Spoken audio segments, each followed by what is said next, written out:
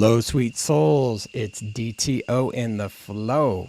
And I'm wanting you to know that today I get to interview an extraordinary soul brother, James Kapicka. And wow, it's awesome to be connected with so many global yogis.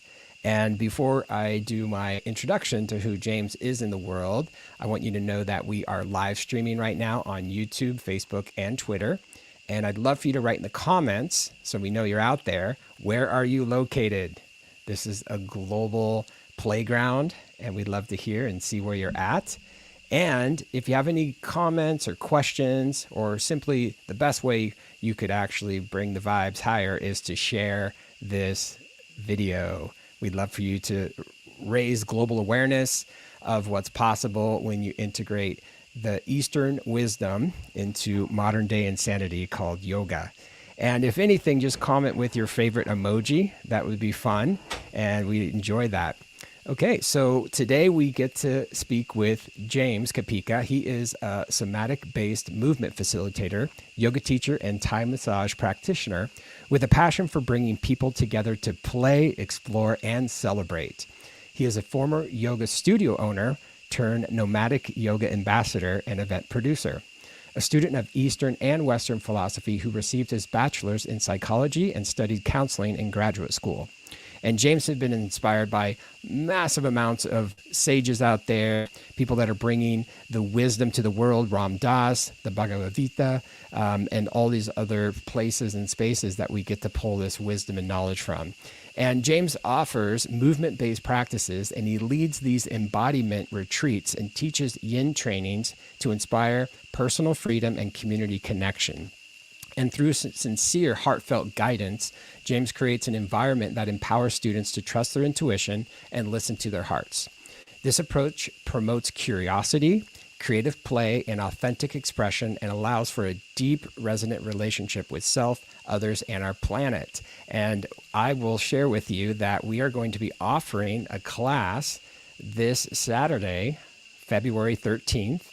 And then on Valentine's Day, James is offering a class as well. So we're here to share about the ways that you can stay connected. And if you haven't done an online yoga practice in a group setting, we highly recommend that. It's really powerful. And without further ado, I'd love to bring on James. Hey, Dave. Thanks so much for having me. Oh, You're wow. It's welcome. great to be here.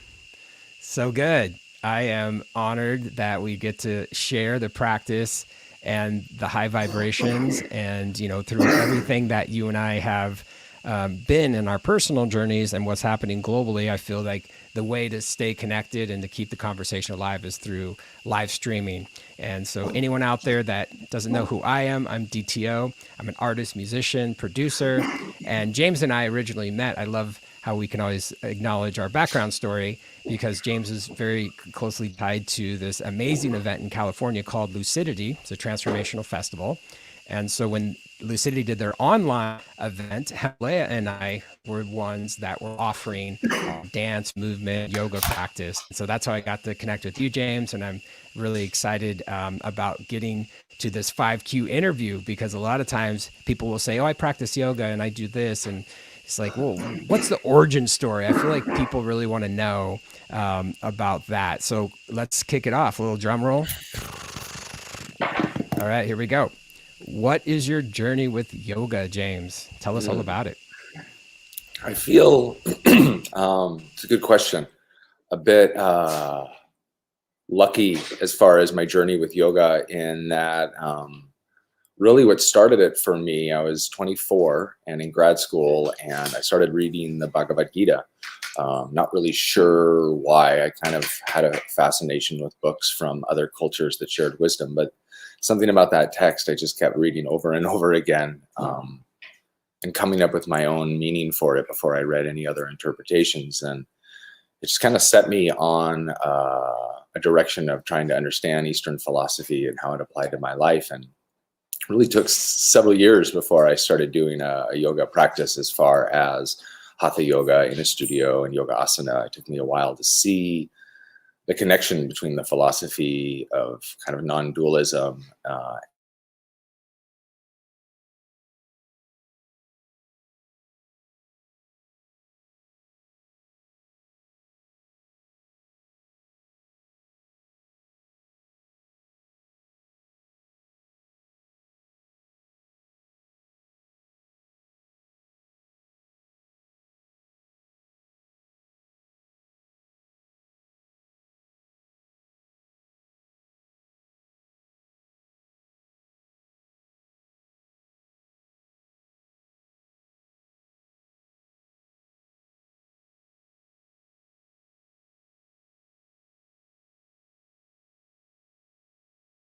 diaphragm. It happens on its own. Inhale, soften the perineal muscles, the belly, the ribs expand as you breathe in.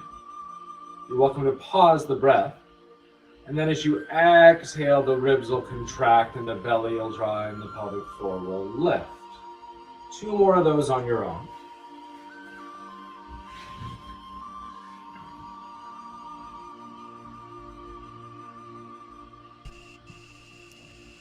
Hey, sweet souls. We're watching your amazing YouTube channel, James. So even if you're not here physically, we get to witness what you're creating. Nice. All right, so let's have you continue. You were speaking about your journey with yoga and Eastern philosophies. Feel free to continue answering question 1. What is your journey with yoga? I mean, yeah, coming from that original understanding, but it turned into a real like falling in love with being in my body, essentially. And that came from yoga practice. It really came from all exercise practices. Before I was doing yoga, I was running and I snowboard and anything that really pushed me beyond my self-doubt system. Kind of had this threshold of me to break through to something new that I could discover about myself. And so using yoga really as a way to help people find new layers of themselves and find new freedom, whether it be in how they move and all the implications of that, right? As we learn to free up our movement, we psychologically and emotionally start liberating ourselves from stuckness, just as we can liberate ourselves from physical injury, stuckness, etc. Wonderful. Well, that leads us to our next question. Now that you got lit up with your practice and you were called towards all these Eastern practices, I know there's a shift that happens when you're the student and you're receiving. So what is it, with my question number 2, that inspired you to become an instructor to actually teach this practice to the world? Yeah, I think again, starting from the philosophical level, there was a desire to share conversation, but when it came to teaching the practice, again, I was just kind of thrown into it initially. I had this, I'll teach someday. And the studio I was practicing at had a teacher that didn't show up and a sub that didn't show up. And they're like, "Can you teach today?" And I was like, "Yeah." And there's always kind of people talk about how it's ideal to have a good amount of training for your teaching movement, which I agree with. And, a lot of it is approaching bodies with a lot of humility and recognizing they know best. So my initial teaching, with really no experience outside of being a student, came with a lot of like, you know better than me. And that kind of hasn't gone anywhere. Studying a lot of movement practices outside of yoga and dance, the world of somatics. It all comes back to this same information of like, you know better than me. And so as much as I share a lot as far as anatomy, as far as different ways of approaching shapes, as far as different ways of viewing life, there's this constant recognition that students have been in their body for decades and they've learned how to navigate the world effectively enough to still be here. And so to continue to encourage them to come back to their own inner wisdom, their own inner guidance, their own inner felt experience phenomenologically, so they can trust that and be guided by that. I mean, if my students learn to nothing more than that they're their own master, they're their own teacher, like that's the biggest takeaway I can give them, to decolonize or take away any authoritarian power of what they need being outside of themselves. From some other form. So finding that for myself, contrary to the message I was given in my upbringing, was probably the biggest thing that turned me on to want to turn around and be like, I want to share this message in this way and essentially tell people that they're enough, right? And doing their best is enough. Learning that for myself, doing my best was like the best I can do, and to be at peace and essentially let go of the outcome. Gave me a lot more peace, and my desire to see other people have that experience is one of the biggest drives for sharing this practice. I love that you have a degree in psychology and counseling, and for you to really take that message of you're enough, you're whole and complete as you are, into your yoga practice, really, to me, has these chapters of your life all start to come together and make sense, because now you get like how you can unlock things in the mind and tap into that full potential, that optimal self, and what a lot of people talk about is that flow state, when you're almost like outside of your body and you're just in your dharmic path and your truth, and you're out of the mind, right? And you're into that heart space. And I feel it's really powerful. So I love how you, of all the people out there that teach yoga, when you have a degree in that of human psychology, it really allows us to understand what kind of mystical wisdom comes from the East. And for you and I as Westerners, right, we were taught as men to be, work hard and go for it and do this. I used to work in cornfields in Iowa and do these things. And so it's like, how can you share this knowledge? Which your friend Darian is here, and he just said, "Go James, sharing knowledge." Yes, he's a big fan. And then Tiffany says hello to you. So yeah, this is an interactive experience right now, and that's what it's about, is learning from each other. And for you to become an instructor really allows us to first become the student, and then, as we know, once the student's ready, the teacher appears. And I know that you've had people in your life, and then now you have to play that mirror role and reflect back and say, well, here's what I can actually offer. And that's beautiful. So question 3 then is, what makes your classes unique? So of all these things that you've learned and acquired, what kind of methodologies and techniques are you delivering, and what kind of testimonials and feedback do you get from the students? Thank you. Yeah, I'd say feedback. The 2 biggest things that I hear is a lot of permission. There's a tendency in yoga teaching, use the word instructor, and there is kind of that model that comes from other movement modalities of like telling people what to do. We come from a very performance-based movement culture, meaning we're either trying to put a ball in a hoop or a certain place, or we're trying to create a certain aesthetic on a stage, for example. And so it's kind of easy for people, both as teachers and with a background in any kind of performance or sports, to bring that same mentality. And so to give people permission that yoga shapes are there to serve you, like you're not there to pull off the perfect yoga shape, that it's there to nurture your body and to activate you and serve you. And so a lot of permission to not just like take child's pose when you need, but really find your yes, right? Find your pleasure, find the sweet spot in your practice, whether it's a different shape, a different variation. So I find my classes don't tend to look synchronized, right? There's not this, we're all in this union.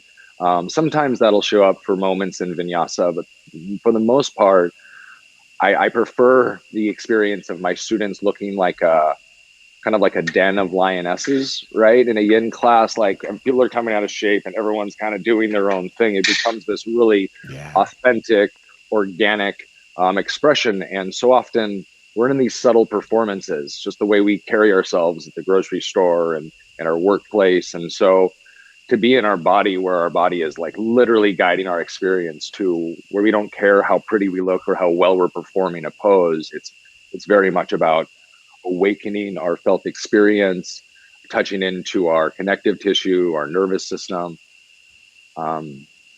So that's the feedback I get. A lot of personal attention as well. I do my best to talk to every student before I teach, to know where they're at, as far as injuries and energetically. And then I bring a lot of the principles, of yin and Taoism, not the non-dualistic approach, which again is giving people an understanding that there's not a right and wrong way to do this practice. There's a lot of spectrum, and their freedom is going to be found in that permission and that curiosity. Beautiful. As you can see, we're rolling a clip from your YouTube channel of you instructing and guiding your students and really meeting people where they're at. And as you can see, the props and the bolsters and allowing for those shapes, the asana, whatever that is, can really allow for something to occur. And I love your approach that, hey, this is a unique individual sovereign body that we get to have as these temples, and we're all born into these bodies where we get to have a relationship. And I remember the first time I was taking a yoga class, an instructor requested we get in this, the new posture for me is called Pigeon Pose. And I started to laugh out loud in the class when I attempted to get in the pigeon, because, I don't know, I can't speak for every man out there, but my hips have been tight for many years. Going back to sports, playing one of the most violent sports called American football. I got some gnarly injuries. And when I went to put myself in that shape, in that posture, I was like, really? And you can see that being demoed right now in the video of a pigeon pose. And so I love how you're getting that permission energy where you get to be wherever you're at and you meet your students where they are. So I love that is what, the feedback that you get from your students. So wonderful. Okay, question 4. How do you integrate music into your yoga practice? That's a great question. I've been a lover of music my whole life. I mean, I feel like that must be true of everyone. But there's been maybe sometimes escapism, but as I've learned to connect to it more and more, that quality of flow and connection through music. So dance is a huge aspect of my life, and it influences my practice and teaching quite a bit.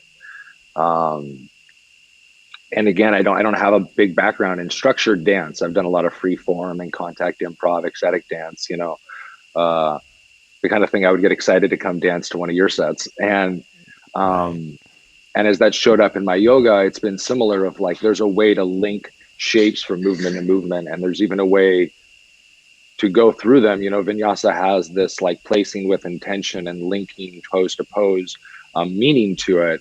And so really understanding that between pose A and pose B, you're still in the practice. There's never a moment of break, and music has this continual heartbeat to it that it can kind of thread everything together. So I don't always teach with music, but I almost always do, because I think it's such a powerful enhancement to the container. It's not necessary. Props aren't necessary. Lighting isn't necessary. If you go to India, yoga classes kind of tend to be really basic in a lot of ways. And it really helps create the container and bring people to the flow state, as you referenced, and I think get people out of their head. So I use a lot of music that brings people, I think, into more of a felt experience, meaning I don't use a lot of music that's heavy on lyrics. Anything from like classical Indian ambient music all the way to like EDM dance music that doesn't, go too far on the beats per minute, that can give people more felt experience. Lyrics, to me, although beautiful, can bring people more into their story and often can be associated with memory. So I do everything I can to give people a break from everything that is part of their story as best as possible for 60 or 90 minutes on a yoga mat. And there's a flow to music that helps create momentum to bring people up and give people inspiration, and then to help bring people's nervous system down, reground them. And the yoga sequence has that same intention of really getting people empowered, exciting people, letting their nervous system get stimulated, and then helping them learn to get that parasympathetic support of regrounding themselves so they can mirror that in life, learn how to get excited and also calm themselves down, learn how to get stressed, anxious, and calm themselves down. And so to have the music component supporting the movement practice, and again, all of that with a lot of permission is like a recipe for magic. For me as a student and really as a teacher as well, it's no different. I love that. And it takes me back where, how many times have you been in Shavasana and that perfect song comes on and you're already in your body, a lot of times out of your mind, in your heart, and you hear this piece that just has this, this beautiful emotions. And I love how you're talking about how the energy of music can take you through different places, and then the class takes you through. And as long as there's that XY vortex moment, sometimes it completely aligns. And it's really been amazing and blessing for me, because when I was a student on the mat and I've been in that space, of course, as an artist, musician, I was like, okay, how do I create music like that? How can I teleport people into whatever astral traveling realm, or even just an aha moment where they're like, whoa, I'm home, I'm in my body. And as you said earlier in the interview, like, I'm whole and complete, like I'm here, I'm exactly who I am. There's no story beyond that. Like, I'm alive, I'm grateful for my breath, and just present. What a gift, right? Yeah, and you nailed it with like the stacking of modalities, I'd say, you know, like you can go take a yoga class and it's yoga and you can listen to music, it's just music. With the ability to bring movement and music and philosophy and humor, like, you know, all these different layers of pedagogy of hitting people where they need to kind of release and what's going to help them show up, that you can stack so many of those functions within a container, which, you know, I also offer a lot of Thai massage in my yin and assisting in my yoga in general. And so we're adding another component, which is touch. As long as there's consent, there is a major healing thing to like layer into the practice. So now we're looking at like philosophy, humor, touch, music, movement, and breath work. There's, you know, there's so much ability to break through to something new when you're giving yourself like essentially a smorgasbord of things that are proven modalities to really help people heal or surrender or connect, you know, things that are kind of the universal message when you ask people what they're looking for in their life, are the things people say they want more of. They want to let go of old traumas, they want to feel more connected, they want to be more present. And we have do, a right? comment here from Tiffany. She said, music helps us balance our right and left sides of the brain. Love that. Yeah, we get to have that, you know, the right side is our creative and the left side is more of the analytical and the, you know, the zeros and the ones and the file folders, and then, or the riverbanks, right? It's like the container. And then the creative flow is the ability for the water within the riverbanks to just be in its essence, and, you know, love it. And so that's a great comment, Tiffany. Thank you. Thank you. Yeah. And if all the energy's on, you know, the anatomy and the philosophy, there's going to be a little heavy left brain stuff. So we got to balance that with this celebratory movement of music and intuitive freedom and how your body wants to move from the spine out. Yeah. Yeah, we're a complex organism, right? We have it all. We have a skeletal system, a nervous system, parasympathetic system, you know, vascular system, and we have all these intricate parts and details of who we are, and we get to explore that in so many different ways. And I agree, and I think in general, my beloved Himalaya says this because, you know, her ancestry is in India. She's like, you Westerners in the mind, you're so stuck in your heads all the time. You're trying to sort it out and figure it out. And I feel like a lot of us Westerners that are really drawn towards Eastern practices and philosophies, wherever the part of the East that comes from, in so many different, you were talking about Taoism, is like, how do we really get out of the mind and how do we get into that heart and how do we connect energetically and really feel that we are this global community, that we are one. And that's why I love the comments that come in during this interview, and they're like, hey, it's just not us talking alone here. There's other people that feel this. I'm sure there's students of yours. And so I want to jump right into question 5 here, which is, how can we find you online and when is your next event? I know you mentioned you have Thai massage. What's the best place, first of all, people can find you that are interested in learning more about who you are, and maybe Instagram, maybe your website? Yeah, thanks. My website's yogajames.com, which is also my Facebook account, and my Instagram is _yogajames. And any of those things will help point you towards upcoming events, which the things I have currently, of course, is you and me working together, Dave, which I'm stoked for tomorrow morning. 10 a.m. Pacific Standard Time. Yeah, Dave will be doing exactly what he does of bringing his magic and music and intuitive soundscapes to a movement practice, which is a somatic-based yoga flow, meaning there will be emphasis of some of the teachings I've learned from the world of somatics. And like yoga, it's really deeply rooted in understanding consciousness, awareness, and our felt experience. It's another tradition and more new tradition that gives us inroads into the body, and as you said, a way to get out of the head, to get out of the reasoning, judgmental, analytical, and get more into direct perception and felt sense.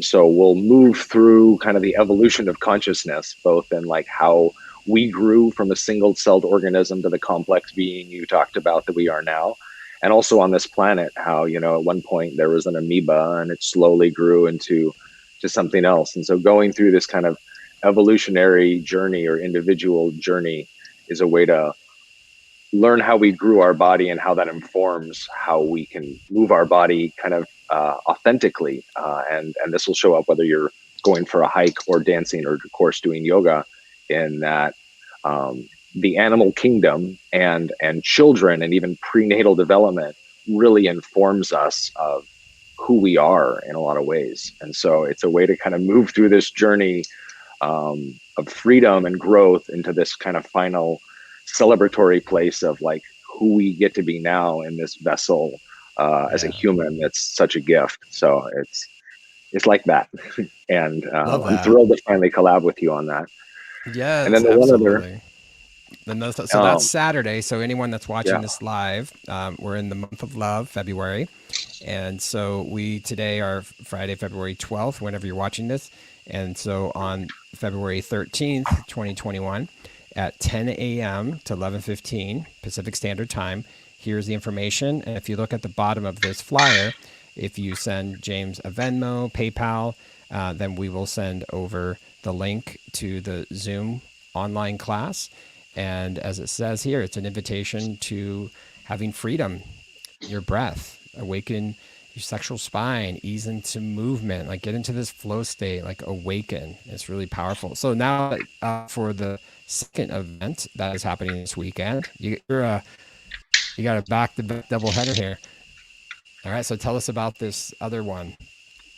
My partner yin in Thai massage. Yeah, so I brought a lot of assisting to my yin practice, and then decided I need to study Thai massage in Thailand, and started offering this as a way to make it so multiple people could have massage at one time. Essentially, it's what happened with yoga 100 years ago when they moved from one-on-one teaching to classroom teaching. And the idea is I can only massage one body at a time, but if, 10 or I've had up to 300 people come together, 150 people, if half of them are receiving body work, can be getting massaged at one time. And so it's a way for people to share body work.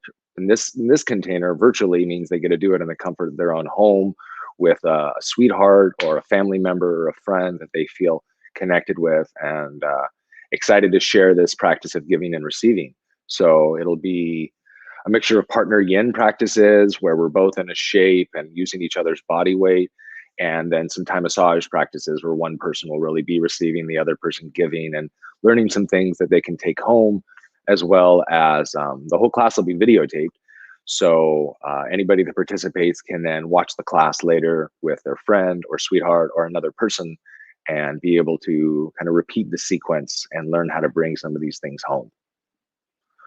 Yeah, and really the intention for me is similar to the yoga practice. If there's a lot of permission in the sharing of tools or skills, then people can take it home and they're not dependent on a teacher. They learn how to create their own practice, whether it's as a yoga student or a body worker.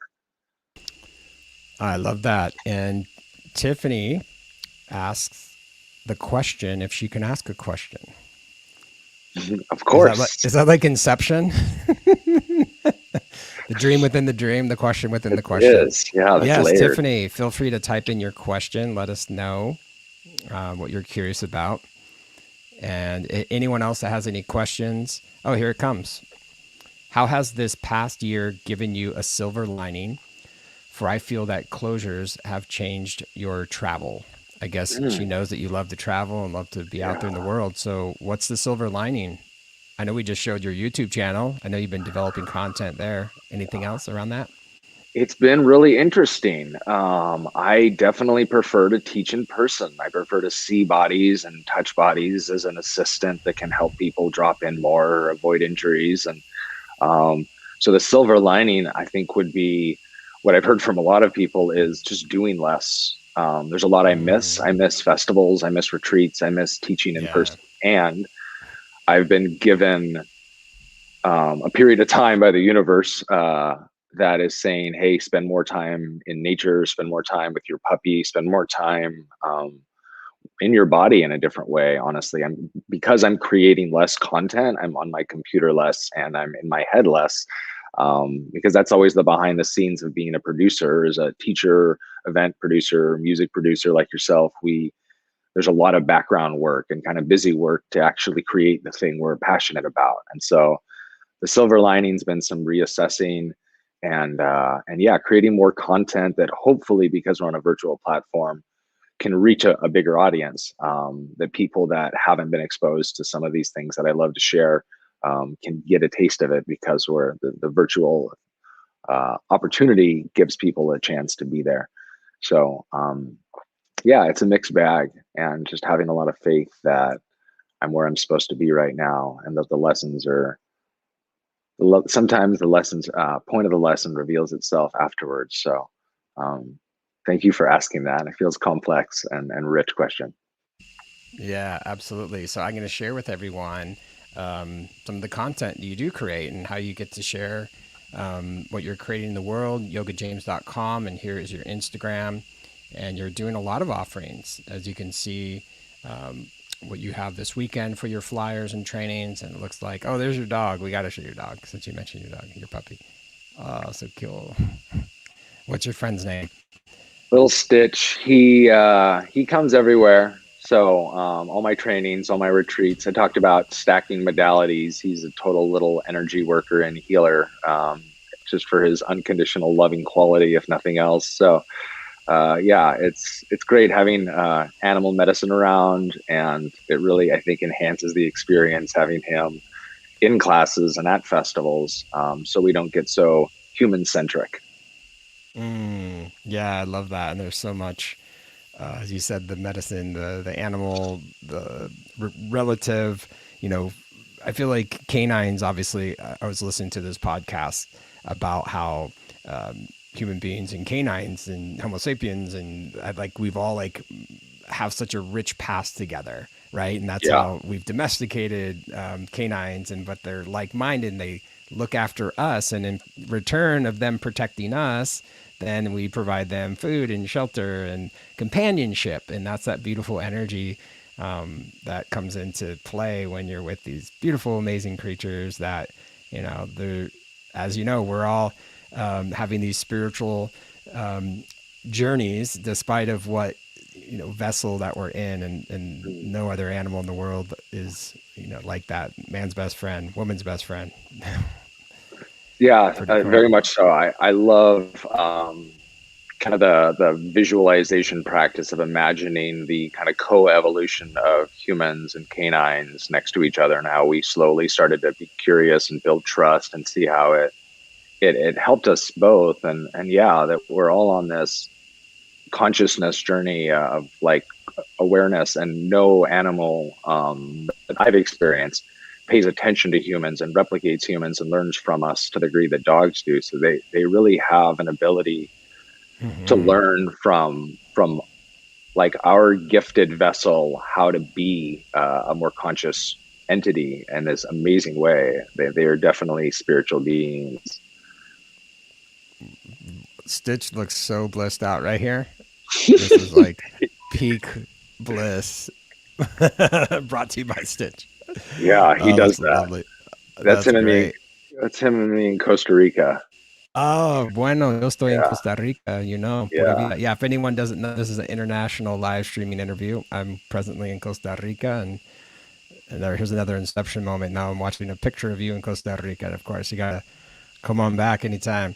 But yeah, as you answered that question, it was a great question by Tiffany, is, you're normally, as well as my lifestyle has been, is traveling and internationally going to festivals. And here's a great picture of you teaching at festivals and having that approach where, as community, we come together and we connect. And then, of course, when you're traveling, you get to go to waterfalls with Stitch. That's a big part of it. I think that's what it's probably all about, and everything else is just gravy. Yeah, it's true. It's true. If you really pay attention to the Instagram account, the pictures that get the most likes have Stitch on them. People care most about that. So that's Totally. where the real cream of the juice I think is. that's an upward dog right there, right?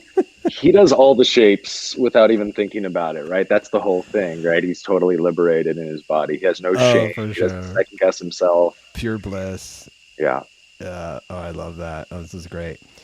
So anyone out there that is watching, we absolutely would love to have you come to this offering, and you can see below here, go to yogajames.com, and I will place the flyers up so you can see what's possible when you really dive in. Maybe you've never done an online Zoom yoga experience before, and this is an opportunity, and we welcome you. It's only a $15 investment, and it's a wonderful way for us to come together.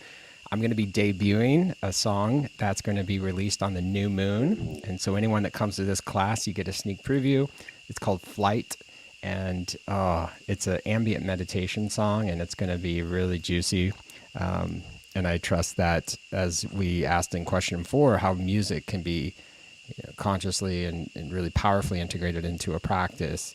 I know that it'll be played at the optimal time. And the benefit of me being a part of this is I definitely create a playlist. And then during the class, if there's anything that James feels intuitively that he's going to take the class, then I will adjust the music accordingly. So that's the powerful way that we can emulate, similar to if you're at a yoga festival or in a class. And if you've ever experienced music, then that's the same replication that we get to do online. And so that is the silver lining, is, we can collaborate from anywhere in the world, and we really would invite anyone that is watching this to join us. And then if you're also available on Sunday, here is the other class that you can ask your beloved, whoever that is in your life, have a virtual partner and Thai massage workshop on Sunday, and that's Valentine's Day.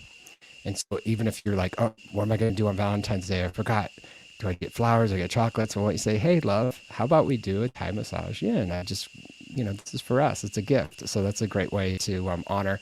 And I will share that one great way that the silver lining of this pandemic took place for my beloved Himalaya and I is when Alok and Anjali offers her and his couples practice. And James, of course, you introduced me to them.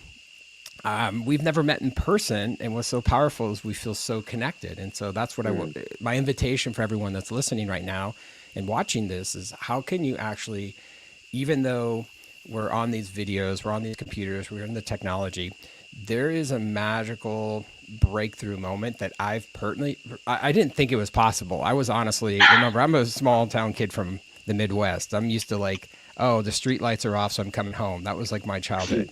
You got to see it to believe it. And you're like, wait, you can actually feel and get connected and get all these openings in your energy centers and your chakras, and you can feel this awakening sensation without being in person.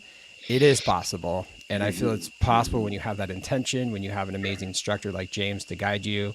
And so that's what I invite everyone to do, and take it on and give it a test, So thank you for being here, James. Do you have any closing thoughts or any wisdom you want to drop on anyone?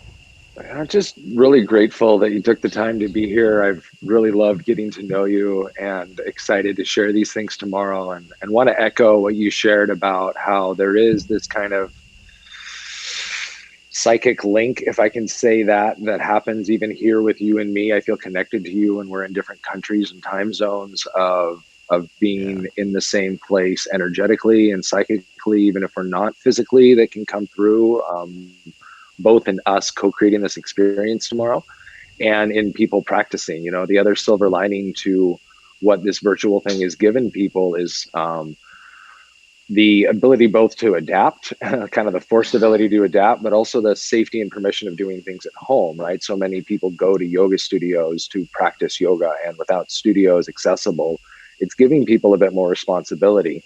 But as they take that, it gives them a lot more comfort, meaning as you practice at home, you might find, whether it's yoga or massage, you give yourself more permission to do whatever the hell you need in the moment, which a lot of times is really hard to do in studios. Even still, it's hard to sigh or moan and make sounds when we feel like it, because we don't want to disrupt others or whatever it may be, to really be able to shed all of that in our home space, while still being able to find this heartbeat and connectivity in our community of people that are really seeking the same things, right? We're seeking the same degree of intuitive embodiment and connectivity and freedom. So it's a way to kind of do that psychically and energetically until we're able to be together more physically again. Absolutely. Yeah, I think the big breakthrough for me is exactly what you invited me to. when we did the Bulls massage on Zoom, and it was like, wow, for, Himalaya and I, when everyone went through the first spin out of everything that's going on in the world and trying to process everything, which is, for our little small brains in our head, it's impossible to process, things that are happening on a massive global scale. And we were like, oh yeah, let's get back to basics. We can, besides having like us go to a massage therapist or have the therapist come to our home, which, no one was doing that with like peak pandemic conditions. And I'm sure that's the case for many different countries and places and spaces right now. We were like, oh, we can just set up our living room space, be on our mats, and provide this loving kindness, healing experience. And so, as again, Himalaya and I are going to be at the class on Sunday, on Valentine's Day. Really looking forward to your guidance. And it looks like Tiffany is having a thank you moment. She's thanking you for the offering. She's proud of you. And, oh, you met in 2003. Wow. Long time ago. Sounds like it's probably like multiple lifetimes ago. The way the world is now, you're like, wait, what was 2003? What was happening? That's wonderful. It is like that. Yeah. That's wonderful. Yeah.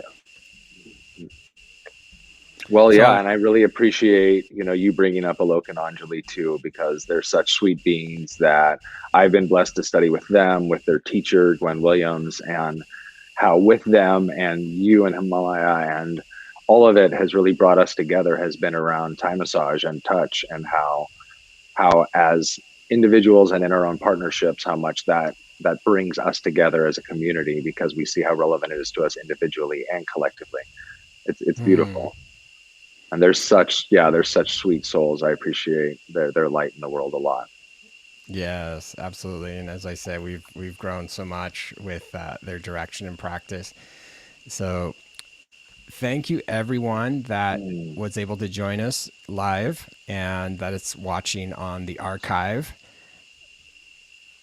Don't forget, we have the month of love, and how else to feel in your heart space than to get out of the mind and to get on your mat and to practice yoga. It's such a gift. And I know that James shared his experience with this practice, and it's this never-ending gobstopper in the vernacular of Willy Wonka and the Chocolate Factory. Yoga is that gift that just keeps on giving and giving and giving. And the moment you think, oh, I've expended, I'm good now, like my crown chakra is opened, and you're like, no. You're just like, you're always like it's level 0 with yoga sometimes. Like and that's what's a beautiful thing. Like, how can we have a clean slate? How can we just start fresh? And how can we, like I read in the introduction for James, is, that playful energy, and how can we celebrate life and get back to touch and self-care? And admittedly, I'll share, like, they call it the freshman 15 when you go to college and gain 15 pounds. I had the quarantine 15. And in Costa Rica, I'm down like 10 pounds from where I was, but it was definitely like, oh yeah, I can just Netflix and chill all day. And I was like, okay, now I get to like be in my body and do a lot more. So that's my own personal goal. And I'll just share, I don't know if anyone else made an intention for 2021. My one word for 2021 is fitness. And that's, of course, mainly my physical fitness, but it's also what's your mental fitness, what's your spiritual fitness, like what's your growth possibilities. And as we all know, we all have those upper limits where we hit something, we're like, oh, I think I'm good, I perceive myself. But really, with community, with instruction and guidance, and these are all suggestions, right? As what you were saying, we don't have to be told what to do. And I feel like your practice, James, is you're more the guide on the side, not the sage on the stage. And you're providing these opportunities for people to grow and to flow. And I love that. So thanks again. You mentioned curiosity and playfulness. And if we take what we're doing very seriously, it doesn't mean we can't be focused. But if we take what we're doing very seriously, the rigidity and the judgment and the moralistic and the right and wrong way, dualistic way of doing things make life a burden.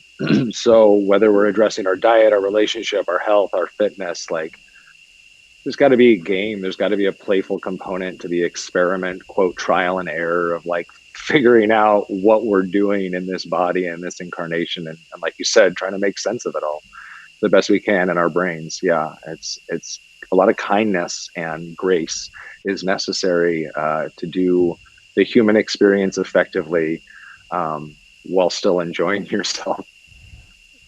Yeah, absolutely.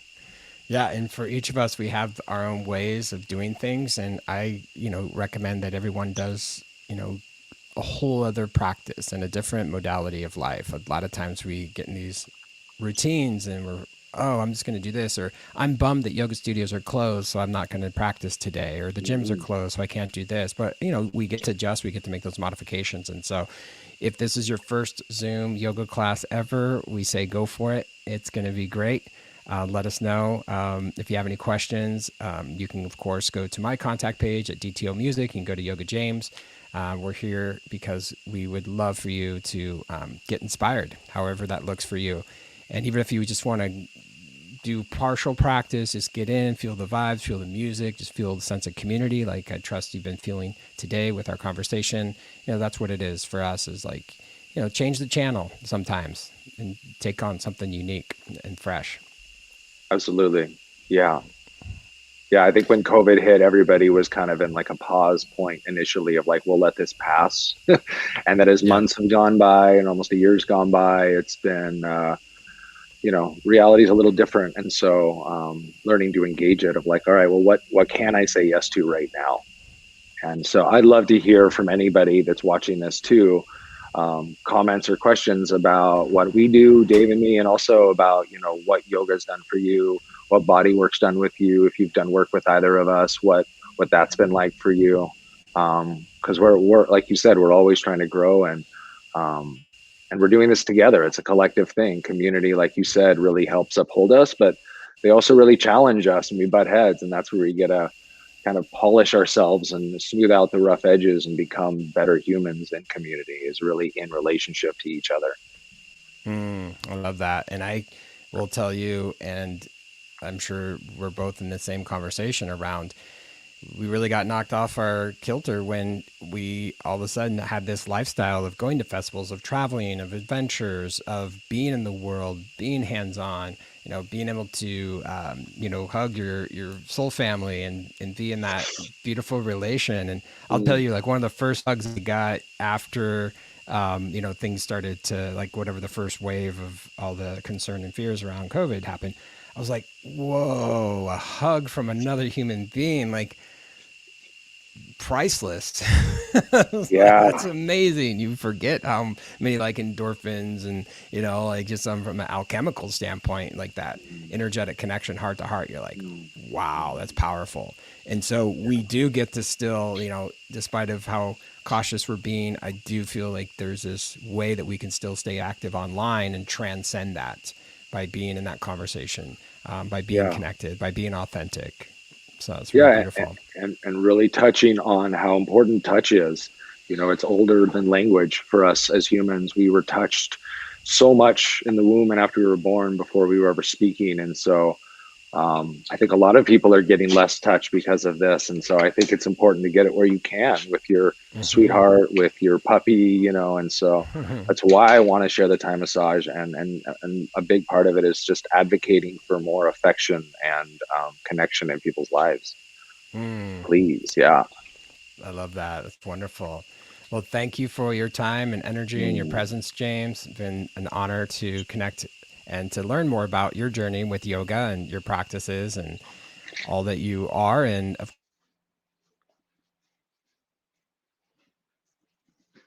think I lost you, Dave, but I just want to say I'm grateful to be here so much. You there? I'm just really happy that you took the time to do this so we could share to people what we're offering. And even more so, I'm excited for tomorrow where we get to collaborate together and kind of set the stage for what the future holds. Because I know tomorrow is the first of many, both virtually, hopefully, and definitely working together in person, brother. Yeah, I look forward to that. Maybe we can do a Costa Rica retreat or something. Sold. That sounds good. You got to bring Stitch though, right? Done. El Tico y también El Gringo, los dos juntos. Yeah. Perfect. Well, I mentioned I'm going to be playing a song that will be launched on the new moon. So I'd love to close out our interview by sharing this song. And if anyone's interested, I'm more than happy to share a private link. The song is called Flight. And the original version is a piano composition from my first album, my debut album, that is titled Nameless Energy. And basically what I did, and a lot of artists probably know this, the power of repurposing what you create. You don't always have to reinvent the wheel. So I actually took the piano composition, and then I have been really drawn towards the power of guided meditations. And especially during these times when there's so much anxiety, fear, stress, and problems that are going on the planet, it's like, how do you dive into your inner world and how do you go within? And so I've been creating these ambient meditations. This one happens to be a song called Flight. And the artwork just came to me the other day, and I'm super excited. Actually, this gentleman that I found on Instagram, he goes by El Tripador. He's from Mexico. Again, the global community and the connectivity is just mind-boggling for so many of us. And so here is the song without further ado. And then Jamie Shadowlight plays the violin on it. And here it is, Flight.